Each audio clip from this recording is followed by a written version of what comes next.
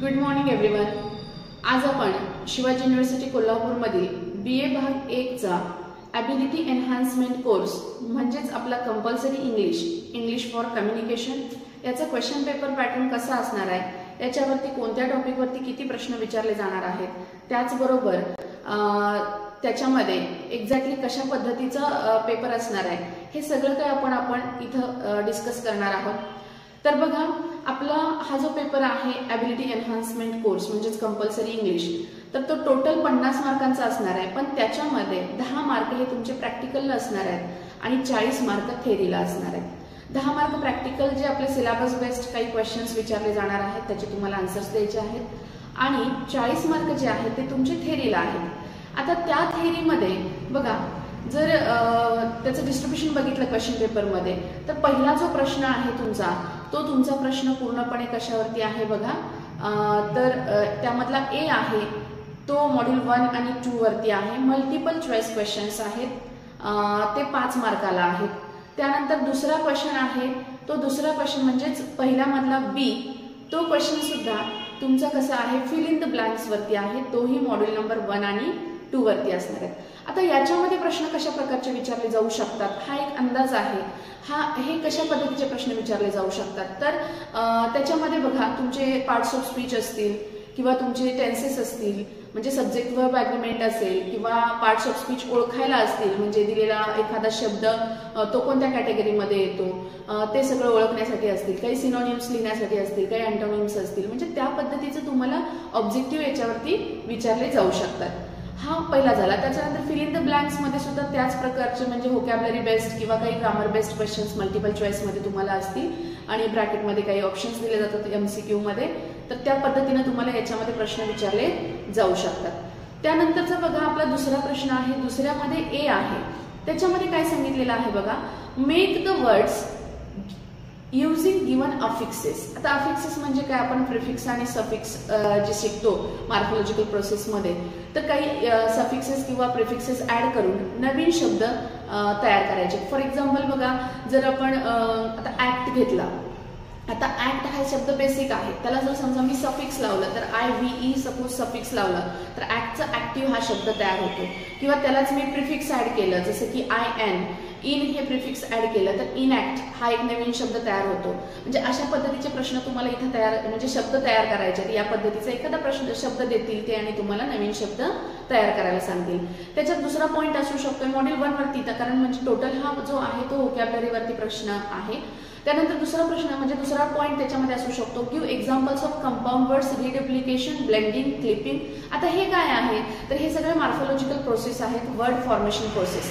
याच्यावरती सुद्धा एखादा प्रश्न तुम्हाला विचारला जाऊ शकतो. म्हणजे एक्झाम्पल्स द्यायचे तुम्हाला, कंपाऊंड वर्ड्स म्हणजे काय, रिडुप्लिकेशन म्हणजे काय, ब्लेंडिंग म्हणजे काय, क्लिपिंग म्हणजे काय. आता कंपाऊंड म्हणजे काय, एक्झाम्पल बघा, 2 शब्द एकत्र येतात आणि तो शब्द नवीन तयार होतो, जसे की ब्लॅक बोर्ड.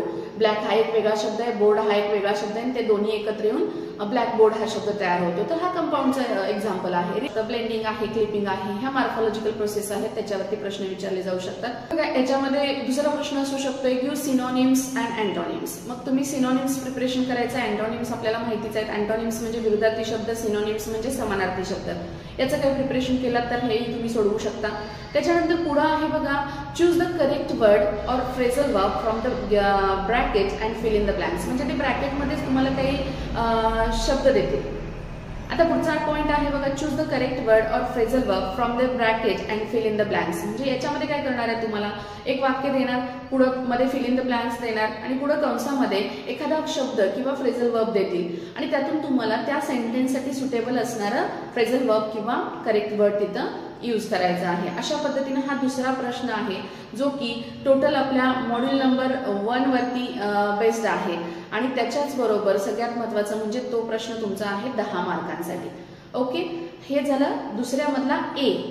आता दुसरा B जो आहे क्वेश्चन, तोही तुमचा किती मार्काला आहे, 10 मार्कालाच आहे, परंतु हा आहे तुमचा मॉड्यूल नंबर 2 वरती आहे. म्हणजे मॉड्यूल 2 वरती हा 10 मार्काचा प्रश्न आहे. आता ह्याच्यामध्ये प्रश्न काय आहेत, आता मॉड्यूल 2 आपला आहे tenses and types of sentences. तर त्याच्यावर आधारित प्रश्न आहे काही प्रश्न तुमचे असणार आहेत बघा. Use the correct form of the verb given in the bracket and fill in the blanks. आता याच्यासाठी तुम्हाला काय करावं लागणार आहे, तर याच्यासाठी तुम्हाला टोटल टेन्सेस जे आहेत, टेन्सेसचा जो बेस आहे तो परफेक्ट होणं गरजेचं आहे.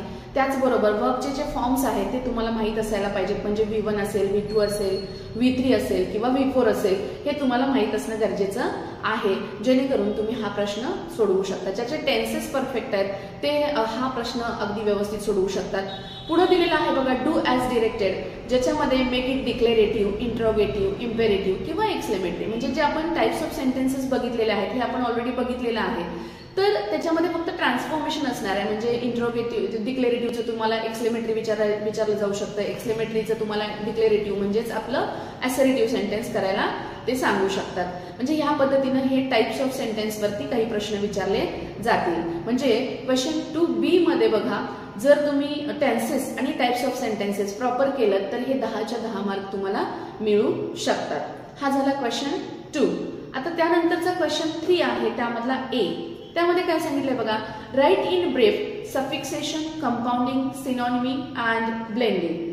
These are all morphological process. ह्या सगळ्या काय आहेत, मॉर्फोलॉजिकल प्रोसेस म्हणजेच वर्ड फॉर्मेशन प्रोसेस आहेत. आता ह्या वर्ड फॉर्मेशन प्रोसेसवरती तुम्हाला शॉर्ट नोट्स लिहायचे आहेत, ज्या शॉर्ट नोट्स तुम्हाला नोट्समध्ये दिल्या जातात. तर त्या शॉर्ट नोट्स लिहिल्या, त्यामधले कुठलेही 2 तुम्ही लिहिले तर जवळजवळ 5 मार्क तुम्हाला इथं सहजासहजी मिळून जातात. आणि हे आहे मॉड्यूल 1 वरती, कारण मॉड्यूल 1 मध्येच आपल्या वर्ड फॉर्मेशन प्रोसेस आहेत. त्या प्रोसेसवर आधारित तुम्हाला 5 मार्काचा हा प्रश्न 3A मध्ये विचारला जाणार आहे. आणि तिसरा B आहे, तो काय आहे बघा, write in brief simple present tense, simple past tense, declarative, imperative, interrogative आणि सेंटेन्सेस. म्हणजे हे मॉड्यूल 2 वरती हा प्रश्न येतोय बघा, मॉड्यूल 2.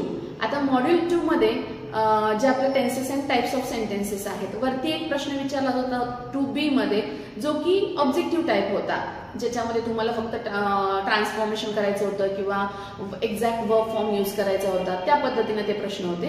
पण आता ते डिस्क्रिप्टिव्ह प्रश्न विचारतायत. म्हणजे सिंपल प्रेझेंट टेन्स वरती तुम्हाला एक शॉर्ट नोट लिहायची आहे, ज्याच्यामध्ये तुम्हाला सिंपल प्रेझेंट टेन्स म्हणजे काय आहे, त्याचा रूल काय आहे, त्याचं एक्झाम्पल काय आहे, हे थोडक्यात तुम्हाला त्याच्यामध्ये लिहायचं आहे. म्हणजे असं कोणताही टेन्स ते विचारू शकतात. तर आपल्याला ते सगळे टेन्सेस परफेक्ट असणं गरजेचं आहे. त्याच्याच नंतर मग आपले टाइप्स ऑफ सेंटेन्सेस. आता हे तर आपण असाइनमेंट मध्ये सुद्धा दिलं होतं तुम्हाला. तर त्या टाइप्स ऑफ सेंटेन्स वरती तुम्हाला शॉर्ट नोट्स लिहायच्या आहेत. डिक्लेरेटिव्ह असेल, इम्पेरेटिव्ह असेल, इंट्रोगेटिव्ह असेल, what ever it may be, जे काय आपण टाइप्स बघितलेले आहेत ते, त्याच्यावरती तुम्हाला शॉर्ट नोट लिहायचे आणि ते तुम्हाला असणार आहे 5 मार्काला. म्हणजे अशा पद्धतीनं आपले बघा, पहिला A आणि B 5-5 मार्काला ऑब्जेक्टिव्ह टाइप असणार आहे. दुसरा A जो आहे तो तुमच्या वर्ड, जो पहिला आपला एनरिचिंग व्होकॅब्युलरी आहे त्याच्यावरती असणार आहे 10 मार्काला, ज्याच्यामध्ये तुम्हाला बघितलं आपण काही नवीन वर्ड्स तयार करायचे असतील, सिनोनिम्स लिहायचे असतील, अँटोनिम्स लिहायचे असतील, काही एक्झाम्पल्स द्यायचे असतील. या पद्धतीने दुसऱ्या A मध्ये प्रश्न आहेत. दुसऱ्या B मध्ये आपण बघितलं टेन्सेसवरती आधारित, पण ते जस्ट तुम्हाला फॉर्म्स म्हणजे फिल इन द ब्लँक्स करायचे आहेत, जस्ट लाईक ऑब्जेक्टिव्ह आहे. पण ते तुम्हाला टेन्सेस आणि टाइप्स ऑफ सेंटेन्सेस माहीत असायला पाहिजेत. म्हणजे सेंटेन्सेसच्या ट्रान्सफॉर्मेशन वरती सुद्धा ते प्रश्न विचारले जात आहेत.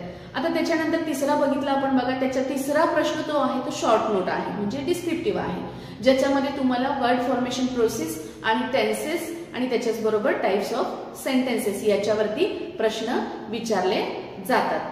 आता याच्यामध्ये बघा पुढे दिलेला आहे तुम्हाला, म्हणजे टेन्सेस अँड म्हणजे आपला हा 40 मार्काचा थेअरीचा प्रश्न झाला की प्रॅक्टिकल एक्झाम दिलेली आहे. आता हे प्रॅक्टिकल एक्झाम म्हणजे काय, प्रॅक्टिकल एक्झाम मध्ये काय त्यांनी दिलंय बघा, to ask students to make words using word formation process. जे आता वरती आपल्याला थेअरीला सुद्धा विचारलं होतं, जे वर्ड फॉर्मेशन प्रोसेस तुम्हाला सांगितल्या, कंपाऊंडिंग असेल, ब्लेंडिंग असेल, रिडुप्लिकेशन असेल, या सगळ्यांवरती आधारित तुम्हाला काय करायचं आहे तर प्रश्न विचारले जाणार. म्हणजे शिक्षक प्रश्न विचारतील आणि त्याचे फक्त डायरेक्ट तुम्हाला एक्झाम्पल्स द्यायचे. मग काही सिनोनिम्स वरती प्रश्न असतील, काही अँटोनिम्स वरती प्रश्न असतील, काही टाइप्स ऑफ सेंटेन्सेस वरती सुद्धा प्रश्न विचारले जाऊ शकतात. हे 10 मार्काची तुमची प्रॅक्टिकल एक्झाम असणार आहे. म्हणजे या पद्धतीनं तुम्हाला हे प्रॅक्टिकल एक्झाम 10 मार्क आणि थेअरी 40 मार्क, असं टोटल 50 मार्काचा हा NEP नुसार नवीन क्वेश्चन पेपर पॅटर्न तुमचा असणार आहे. जर काही डाऊट्स असतील तर तुम्ही कमेंटमध्ये नक्की विचारा आणि या चॅनलला सबस्क्राईबही करा, जेणेकरून तुम्हाला पुढच्या व्हिडिओची नोटिफिकेशन लवकर मिळेल आणि तुम्हाला एक्झामचं प्रिपरेशन करायला नक्की मदत होईल. थँक्यू.